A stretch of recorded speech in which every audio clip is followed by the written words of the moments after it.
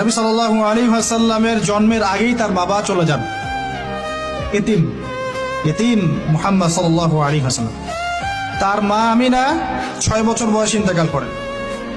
Situation বুঝতে পারছেন? 6 বছর একটা বাচ্চার বাবাও নাই মাও নাই। তার দাদা আব্দুল মুত্তালিব তাকে সাথে রাখেন, খুব আদর করেন, খুব মহব্বত করেন, যেখানে যান সাথে করে নিয়ে যান।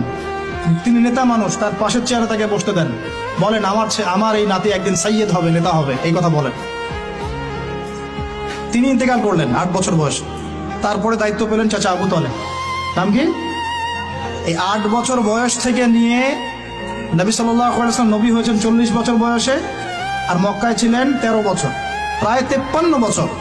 প্রায় 53 বছর পর্যন্ত, 8 থেকে 53 বছর পর্যন্ত এই যে লম্বা সময় চাচা আবু তালেব নবী সাল্লাল্লাহু আলাইহি ওয়াসাল্লামকে পাহাড়ের মতো প্রোটেক্ট করেছেন, পাহাড়ের মতো। পাহাড়ের পিছনে আপনি দাঁড়ালে কি বাতাস লাগবে?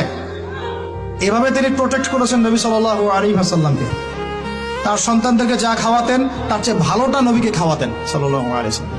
স্পেশাল রান্না তৈরি করে তাকে ডেকে নিয়ে বসতেন, কারণ এতিম ছেলে, মনে কষ্ট আছে, হয়তোবা সবার সামনে বলতে পারে না, ব্যাপারটা বুঝেন না?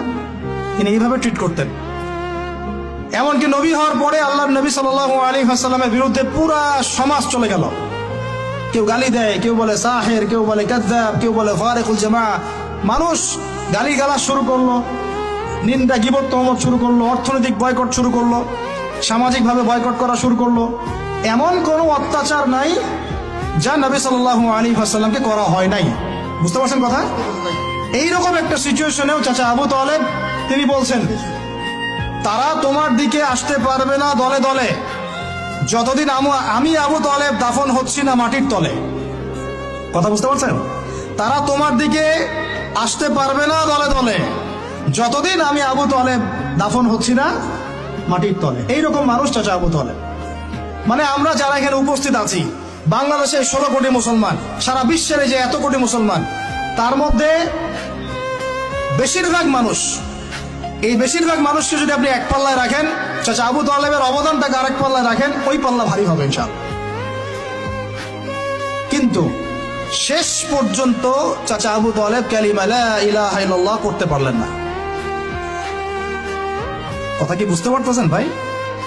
নবী সাল্লাল্লাহু আলাইহি ওয়াসাল্লাম বারবার বলতেছেন, চাচা খালি একটাবার কালিমা পড়েন, আমি আল্লাহর কাছে আপনার জন্য সুপারিশ করবো, আমি আপনাকে জান্নাতে নিয়ে যাবো, আমি আপনাকে জান্নাতে নিয়ে যাবো। চাচা খালি একটাবার সাক্ষ্য দেন, শাহাদা দেন, হলো না। হাদিসের মধ্যে আসছে চাচা আবু তালেবকে জাহান্নামের সবচেয়ে উঁচু স্থানে রাখা হবে